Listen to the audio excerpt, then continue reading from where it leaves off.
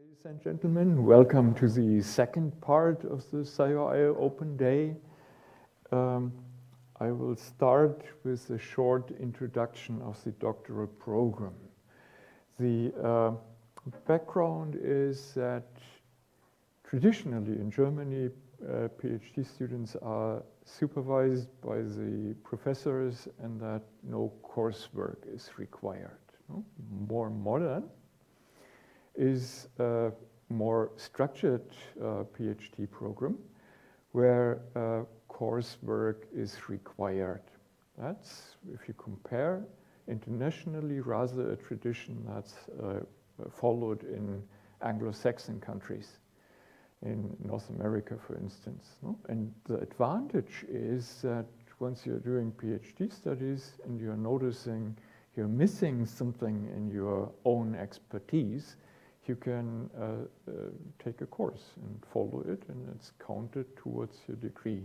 I think that's essentially the big advantage of a graduate program. So the title could be SCIoI graduate program or doctoral program. That's the same, actually. Now let me see whether I can switch slides. So PhD studies at SCIoI, at Science of Intelligence, include coursework, which is something I want to call an advantage. Usually when you have to do something, it's work, and that's not necessarily an advantage, but here it is, because SCIoI is interdisciplinary, and usually once we finish studies, we are coming from a certain discipline, from computer science, for instance, or from natural sciences, meaning that we don't have the expertise of the other side. And once you're starting to do something interdisciplinary, you are missing some part of the expertise. And the course program or inside of SCIoI is meant to allow you to obtain the expertise professionally. So you don't need to study the other side on your own by reading something, but you can do coursework. For instance, when you're a computer scientist and want to cooperate with biologists, then you can take a course somehow related to biology, or the other way around. If you're not a computer scientist, you can take computer science classes. Also, we are offering courses that are dedicated to soft skills, meaning something that's generally useful in scientific work, like scientific writing or something. We will come back to that, but let me start with the really dry stuff. That's how much is it actually? The whole program is running for 3 years, 36 months, and quite conventionally, like in master studies, we are counting 30 European credit transfer system units per term, and that makes 180 for the 3 years.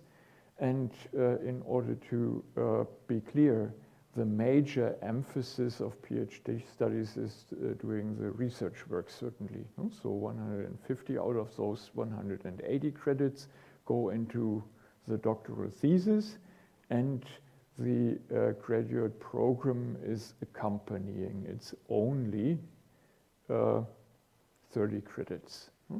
Now let us look what it is. There's a general part in it. Everybody takes part 2. That's what I'm calling general curriculum here. Let me try the pointer.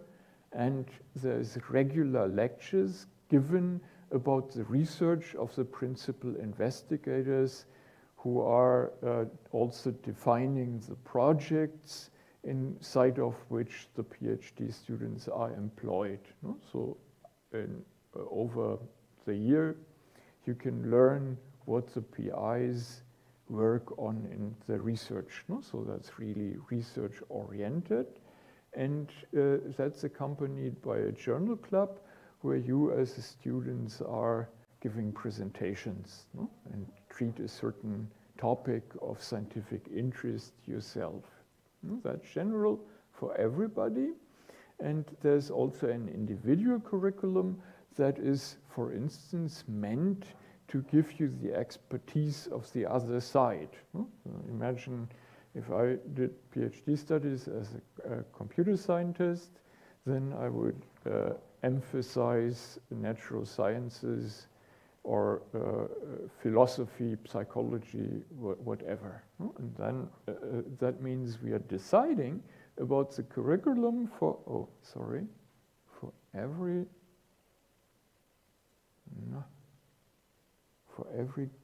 PhD candidate individually.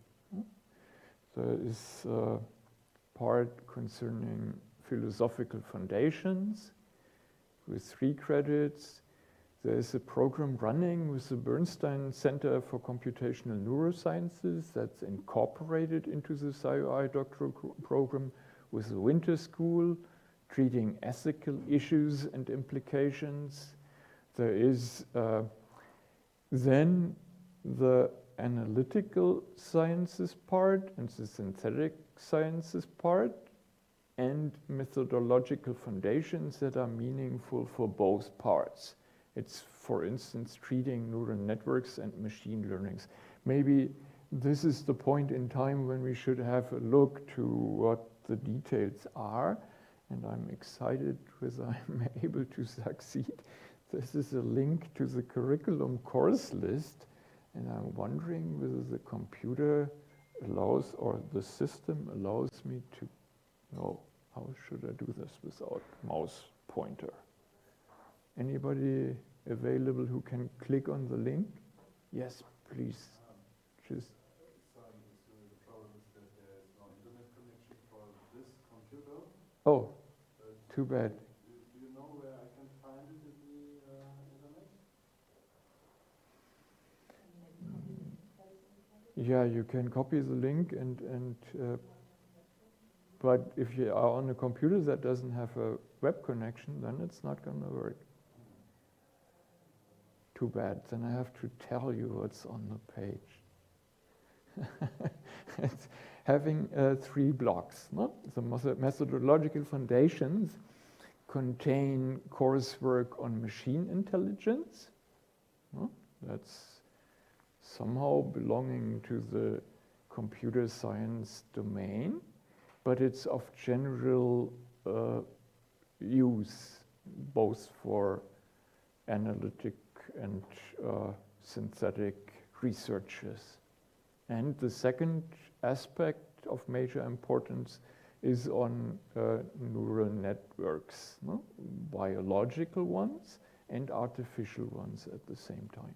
No? And those we put into the section on methodological foundations. No? So from a optimistic engineering viewpoint, it's belonging to both analytical and synthetic sciences. Among the analytical sciences, you're finding something biologists may be interested in, and synthetic sciences is, for instance, automatic image analysis, my personal expertise, and about modern imaging sensors and so on. That's then the technical subjects, and besides that, we want to treat, or we want to emphasize soft skills, and courses are plentiful. Well, this is only a beginning of the list. One course is mandatory for everybody, the Good Scientific Practices course, and out of the longer list, I'm not having here right now, it contains scientific writing, grant application writing, teaching, and so on. Every PhD student is selecting 2, and that is then summing up to the mentioned 30 credits units. No? And well, I can only repeat myself. It's not only work, but it's an advantage because you're becoming a PhD degree holder at the end who has more rounded expertise. Or you can also look at it from the practical viewpoint, how you are advancing during the PhD program. You're getting expertise that makes you faster. You're becoming more effective in your work when you're knowing how to write a paper and what the ethical aspects of research are. That's really good to have. Courses are offered by the three Berlin universities involved. Humboldt Graduate School belongs to Humboldt Universität. Dahlem Research School is part of Freie Universität, and courses are given at Technical University Berlin. What is also possible is that you're substituting the items I have just listed before by other work you have done, either even before starting your PhD studies or while you're doing PhD studies. For instance, if you are giving a presentation at an international conference, that can be considered credit units towards fulfilling the 30 credit units of the graduate program, which is good to know also. That means essentially that we are really aiming at considering the individual situation of the PhD student. It's not meant to tell you you have to do something that's on a checklist, but we are compiling a graduate program for you individually, and that also makes it easier.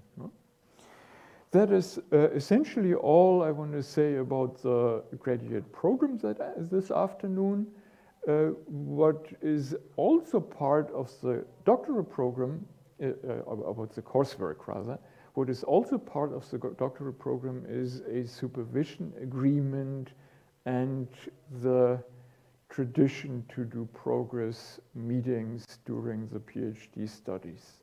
That's all meant as a measure of quality assurance between you and the advisors or SCIoI.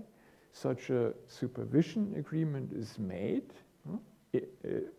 in support of the work of the PhD candidate. We should be more organized, striving towards a PhD degree, and that's the reason why we're doing a supervision agreement. Then part of the program is the progress report meetings.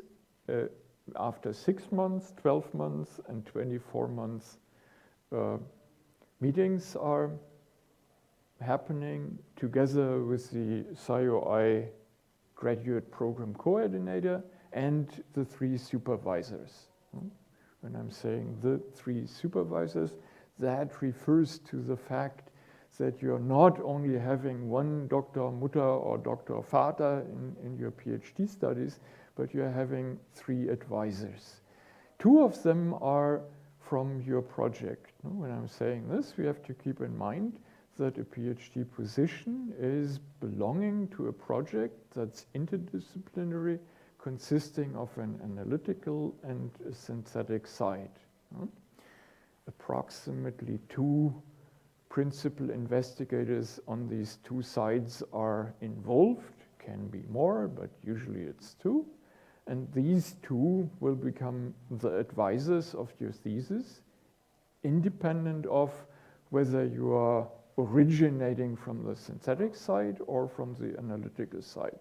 So you have the 2 advisors from your interdisciplinary project, and there's a 3rd one who is not from the project.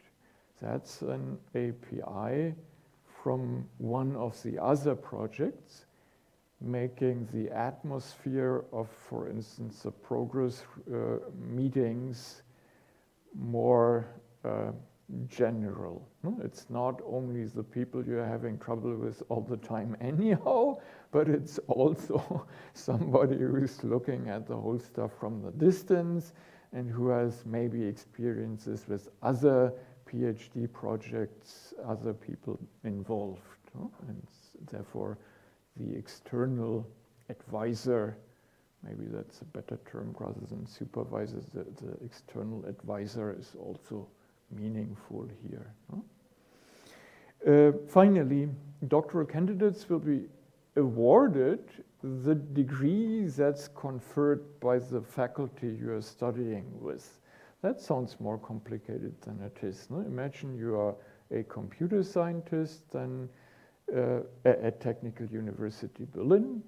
Then your studies happen in the Faculty of Electrical Engineering and Computer Science, and as Technical University is an engineering university, the degree that's given to PhD candidates is usually the Doctor Ingenieur. No? That's, however, not the only option the faculty has. It can also confer Doctor of Natural Sciences, Doctor Rer Nat. No? That's also feasible. Which one is applicable, most suitable for you, you should discuss with your advisors. No? That's not a complicated issue. After all, we don't even have to pay a lot of attention to it, but formally that's feasible. No? All the details effective are written in the regulation for doctorates. What I mean is the Promotionsordnung of the faculty. No? When I'm saying faculty several times here now on this part, that's meaningful because it's, after all, not really the university that is giving the PhD degree, but the faculty. No? You may keep in mind a university is meant to be a structure that has a slim hierarchy, and so the faculties are self-confident giving the degrees. That's a universitarian tradition. Finally, there's a bullet point talking about the question where you are employed. You will not be employed by the Science of Intelligence cluster, but by the university. No? And then usually there's not a difference between employment and enrollment. No? Once you're starting your work as an employee of the university, may it be Potsdam Universität, who is also involved in science of intelligence, or one of the other three, Humboldt, Freie Universität, or Technische Universität. If it's useful, you can be enrolled as a PhD student at one of the other universities. Usually there's agreement between the two, but we are flexible and can organize ourselves such that it fits best to the individual candidate, filling a position. Now, I've said many formal things, and that's not most adequate. What is most exciting also from the viewpoint of the doctoral program is that you're involved in your research and that you're enjoying research in cooperation with the other PhD students in the cluster. And here I have picked a picture that is coming out of a recent activity of PhD students. We are working not only in individual projects, but we want to join projects such that behavior, example behaviors like social interaction or how an individual is leaving an escape room, how such a riddle, a problem is solved, how somebody is getting out of a room that is locked, called the escape room. That's something you can privately try, whether you are smart enough to get out. And we try to train robots to get out of escape rooms. And that initiative is followed by joining the individual PhD students and working together at what they call, I should rather say, hackathons. No? And this was a photograph that was taken at one of the recent hackathons. apparently they are not only doing research, but have some food as a supply and seem to enjoy what they are doing. And that is the most important of the SCIoI doctoral program also. Don't take all the formalities too serious. We can solve it, which is why I was talking for such a long time.